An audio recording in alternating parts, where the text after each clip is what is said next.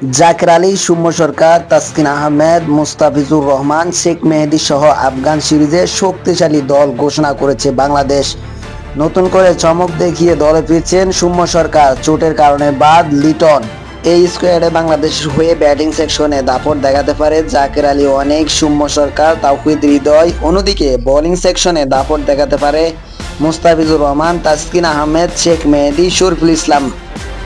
চলুন দর্শক, বাংলাদেশ আফগানিস্তানের সিরিজের শক্তিশালী দলে কারা কারা রয়েছে এবং পরিসংখ্যান কি বলছে বিস্তারিত আলোচনা করা যাক। আফগানিস্তানের বিপক্ষে সিরিজকে সামনে রেখে দল ঘোষণা করেছে বাংলাদেশ ক্রিকেট বোর্ড। এই দলে এসেছে বেশ কিছু চমক অধিনায়ক করা হয়েছে জাকের আলী অনেককে, আর দলে ফিরেছেন অভিজ্ঞ অলরাউন্ডার সৌম্য সরকার। চোটের কারণে সিরিজ থেকে ছিটকে গেছে নিয়মিত অধিনায়ক লিটন দাস। তার জায়গায় ডাক পেয়েছেন বাঁহাতি ব্যাটার সৌম্য সরকার। এশিয়া কাপে ভারতের ম্যাচের আগে হাঁটুতে চোট পড়া শেষ দুটি ম্যাচ খেলতে পারেননি লিটন।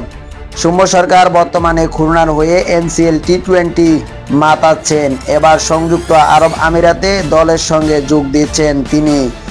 সৌম্য এনসিএল টি-20তে ব্যাট হাতে দুর্দান্ত ফর্মে রয়েছেন। এখনো পর্যন্ত দেখা দুই ম্যাচে তার ব্যাট থেকে রানের ফোয়ারা ছুড়েছে।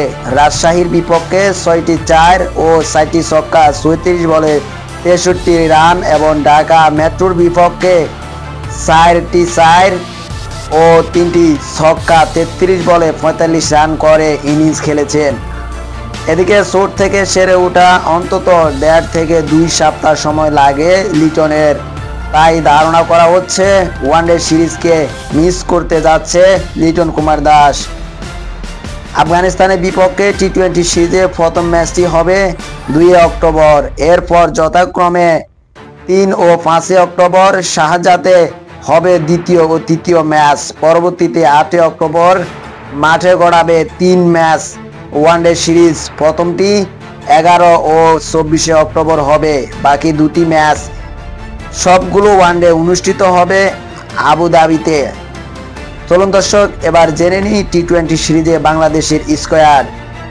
জাকের আলী অনেক অধিনায়ক এবং উইকেট কিপার, সৌম্য সরকার, তানজিদ হাসান তামিম, পারভেজ হোসেন ইমন, সাইফ হাসান, তাওহিদ হৃদয়, শামীম হোসেন পাটোয়ারি, নুরুল হাসান সোহান, শেখ মেহেদী, রিশাদ হোসেন, নাসুম আহমেদ, মুস্তাফিজুর রহমান, তানজিব হাসান সাকিব, তাসকিন আহমেদ, শরীফুল ইসলাম, মোহাম্মদ সাইফুদ্দিন। বাংলাদেশের এই স্কোয়াডে 6 জন বোলার নিয়েছে, ব্যাটার নিয়েছে মাত্র 2 জন। আসলে বিসিবির মাথায় কি রয়েছে? বল করে কি জিতে যাবে? ব্যাটিং করা লাগবে না? দর্শক, আপনাদের মতামত জানাবেন আমাদের কমেন্ট বক্সে। আসলে কি বিসিবি কি পাগল হয়ে গেছে নাকি গাঁজা টাজা খাইছে?